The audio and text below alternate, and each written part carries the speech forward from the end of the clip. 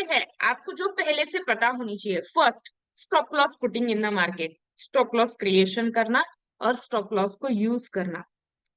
जो बिगनर्स है उनके लिए बता देती हूँ, स्टॉप लॉस ये सबसे इंपॉर्टेंट मार्केट का टर्मिनोलॉजी। ये आपका डिफाइन होगा आपके रिस्क टू रिवॉर्ड रेशो से। कैसे डिफाइन होगा? आपके रिस्क टू रिवॉर्ड रेशो से। सी, रिस्क का मतलब होता है आप मार्केट में ट्रेड कर रहे हो, आज आपके अगर 5 की कैपिटल है तो आपको कितना रिस्क लेना चाहिए एक दिन का या फिर एक वीक का, एक महीने का, आप कितना रिस्क लोगे ये डिफाइन करेगा आपका स्टॉप लॉस। आप, क्योंकि ऐसे भी होता है मार्केट में, अगर आपने बड़ा ट्रेड उठाया तो उसमें आपकी पूरी कैपिटल भी जा सकती है। तो याद रखना, risk management is a very very important in the market. Risk management काफी इंपॉर्टेंट होती है और ये रिस्क टू रिवॉर्ड रेशो से ही बनती है। जनरली जिन्हें पता नहीं है लिख लेना, रिस्क का मतलब है स्टॉप लॉस लगाना, कि एक दिन में मैं कितना लॉस बियर कर सकती हूँ अगर मार्केट कभी मेरे अगेंस्ट चली जाती है। अगर मार्केट आपके अगेंस्ट चली जाती है तो आप कितना लॉस बियर कर सकते हो। और रिवॉर्ड्स का मतलब होता है टारगेट्स निकालना। रिवॉर्ड्स का मतलब होता है मार्केट में टारगेट निकालना। ये जो टारगेट है ना, ये जब आप निकालोगे तो याद रखना आपका एक risk to reward ratio specified होना चाहिए। मिनिमम आपको स्टार्टिंग में, अगर आपका कोई भी ऐसा स्टॉक है रमन्ना सर कि आपको बड़ा अच्छा लग रहा है बट वो रिस्क टू रिवॉर्ड रेशियो नहीं दे रहा है, तो उन स्टॉक्स को अवॉइड करो। Minimum risk to reward ratio at least starting में 1:2 तो होना ही चाहिए। 1% का रिस्क ले रहे हो तो 2% के टारगेट्स मिलने ही चाहिए। अगर वो नहीं मिल रहे हैं आपको टारगेट्स, याद रखना, अवॉइड दैट स्टॉक। मार्केट में 5000 स्टॉक्स है, ऐसा कोई ना कोई मिलेगा ना, मार्केट्स में काम करना है तो रिस्क टू रिवॉर्ड रेशो आपका डिफाइन होना चाहिए। कैसे? आप एक्यूरेसी लेवल की बात करते हैं, फर्स्ट ऑफ ऑल तो हमारी एक्यूरेसी लेवल अगर मिनिमम 30% भी होती है ना, तो ये हमें बहुत ज्यादा हेल्प करेगा मार्केट में रिस्क टू रिवॉर्ड रेशो के साथ काम करने में। फॉर एग्जाम्पल, मैं एक एग्जाम्पल के लिए लेती हूँ कि अमन सर ने आज 5 ट्रेड्स लिए थे। ओके, एक एग्जाम्पल लेते हैं कि अमन सर ने आज कितने ट्रेड्स लिए थे? दिन के 5 ट्रेड्स लिए थे। ओके, तो इन 5 ट्रेड्स के अंदर क्या हुआ? रिस्क इनका मिनिमम रखते हैं। वर्स्ट कंडीशन में, मार्केट की अगर वर्स्ट कंडीशन भी आती है ना, तो ज्यादा से ज्यादा वर्स्ट कंडीशन मतलब ऐसी मार्केट जिसमें सबसे ज्यादा स्टॉप लॉसेस हिट हो रहे थे। देखो, ये टर्मिनोलॉजी मार्केट की समझना सबसे इंपॉर्टेंट है। मैं हमेशा क्लासेस में कहती हूँ कि अगर ये नहीं समझा ना तो मार्केट में इन्वेस्टमेंट मत करो। आपने अगर ये रिस्क टू रिवॉर्ड रेशो नहीं पता है तो don't invest in the market. ये सबसे इंपॉर्टेंट टर्म है मार्केट की। आपने रिस्क कितना लिया है और रिवॉर्ड कितना लिया है, इसके ऊपर आपकी ट्रेडिंग एक्यूरेसी भी मैटर करेगी। अब यहाँ पे देखना, फॉर एग्जाम्पल अगर आपका risk to reward ratio define है, हम स्टार्टर बिगनर्स के लिए 1% रिस्क 2% टारगेट से चले। 1% रिस्क आ रहा है तो 2% के टारगेट निकाल के ही हम लोग बाहर निकल रहे। कभी 3% मिल जाता है, कभी 4% मिल जाता है टारगेट, इट डिपेंड्स कि मार्केट की कैसी मोमेंटम है। बट हमारे साथ अगर वर्स्ट कंडीशन आ गई और मैम जिसमें हर दिन यहाँ पे मार्केट में स्टॉप लॉसेस हिट हो रहे थे, ऐसी कंडीशन भी आई तो minimum 1:2 risk to reward ratio आपको मार्केट से बचा सकता है। कैसे? सी, फॉर एग्जाम्पल यहाँ पे 5 ट्रेड लिए गए थे। ओके, कितने ट्रेड लिए गए थे? दिन के 5 trades. First trade, second trade, third, fourth and fifth trade. Minimum risk to reward ratio की बात कर रहे हैं, ठीक है।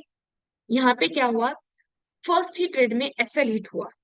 फर्स्ट ही ट्रेड में एसएल हिट हुआ क्योंकि वर्स्ट कंडीशन मार्केट की बात करें, ऐसी मार्केट जिस दिन मेरा मार्केट बिल्कुल मेरे फेवर में नहीं है, ऐसी मार्केट जहां पे आपकी मार्केट बिल्कुल फेवर में नहीं है, ऐसी मार्केट की हम लोग पहले दिन बात करें।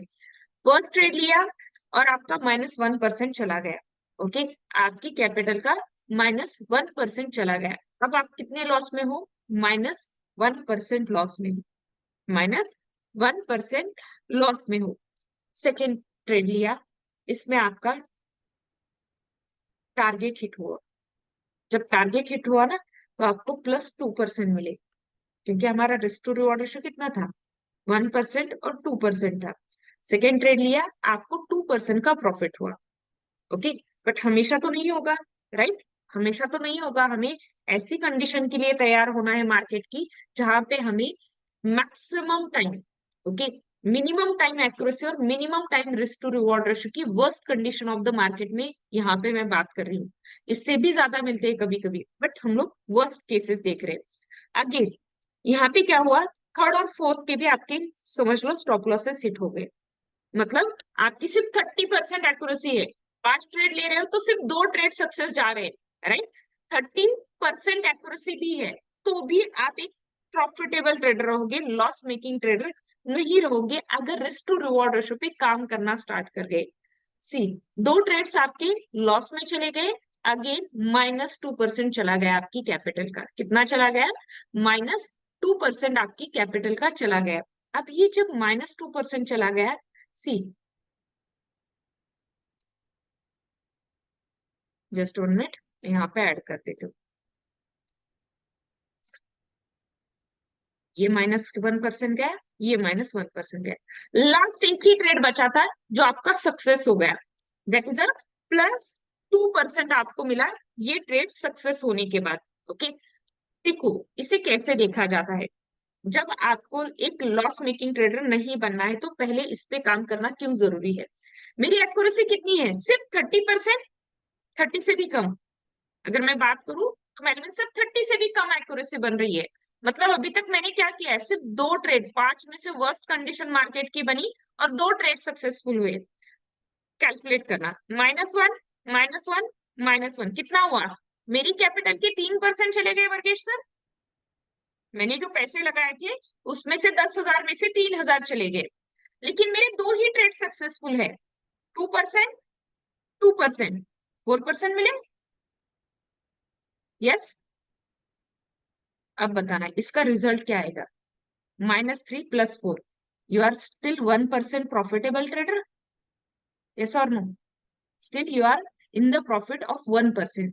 तो ये चीज याद रखना जब आप यहाँ पे काम करोगे ना। ओके, ऐसे नहीं होगा राजेश्वर सर। अगर ऐसे हो रहा है ना तो आपको आपकी ट्रेडिंग एक्यूरेसी पे काम करना पड़ेगा। ऐसे थोड़ी होगा 5 के 5 ट्रेड में स्टॉप लॉस हिट होना। तो मैं आपको सजेस्ट करूंगी, अगर ऐसे हो रहा है ना, 5 के 5 ट्रेड्स पे एसएल हिट हो रहा है, तो stop trading for some days, work on the basic and then go for the market. अगर ऐसे हो रहा है कि आपके 5 के 5 ट्रेड पे एसएल हिट होगा, ऐसे नहीं होता है जब आप पढ़ के यहाँ से चले जाते हो। तो याद रखना, जब हम लोग यहाँ पे काम करते हैं ना, तो मैक्सिमम वर्स्ट कंडीशन की बात कर रही हूँ, बट ऐसे भी हो सकता है ना, ये जो मेरा प्लस वाला ट्रेड है इसमें मुझे कभी 3% मिले, कभी 4% मिले, ये ऊपर नहीं जाना चाहिए। एक चीज याद रखना, इसमें आप ऊपर जाओ चलेगा क्योंकि पॉजिटिव ट्रेड है, विनिंग ट्रेड है आपके, लेकिन इसमें -1% से ज्यादा लॉस नहीं लेना है at any how. Okay, generally मैंने आज तक मेरा एक्सपीरियंस बताता है कि जब हम लोग मार्केट में ट्रेड करते हैं ना, ओके, ये गलती हम लोगों ने भी की है, लूजिंग ट्रेड को होल्ड करना। ये हम लोगों ने भी की है, आप भी करोगे स्टार्टिंग डेज में। ओके, लूजिंग ट्रेड्स को होल्ड करना, क्यों? हो जाएगा रिकवर, जाएगा ऊपर, होता है या नहीं? यस और नो? जाएगा ऊपर, होल्ड पे होल्ड कर रहे, नहीं करना है। ओके, लूजिंग ट्रेड को होल्ड नहीं करना है, लूजिंग ट्रेड को नमस्ते एक ही एसएल पे करना है। फर्स्ट एसएल 1%, -1% एसएल हो गया। देखो -1% एसएल हो गया, चलो आपकी 10,000 की कैपिटल थी, आपने कहा कि मैम 1% का एसएल ले लिया। ओके, 1%, 2% जो भी आपको एसएल लेना है, still you have the capital. आप सेकेंड ट्रेड से वो रिकवर करो, सेकेंड ट्रेड से रिकवर करो। फर्स्ट ट्रेड में आपको कभी भी सेम जगह पे कैपिटल रिकवरी के लिए नहीं जाना है। याद रखना, जिस दिन यहाँ पे बैठोगे ना, तो ये आपके 10 के 10,000 भी आप यहाँ पे दे रहे हो मार्केट को, कैपिटल तो स्टक हो ही जाएगी, बट सेकेंड थिंग क्या होगी, आपकी कैपिटल के साथ साथ आपका टाइम वेस्ट हो जाएगा। सेकेंड थिंग, मार्केट में जिसकी सबसे ज्यादा जरूरत है, साइकोलॉजी खराब हो जाती है।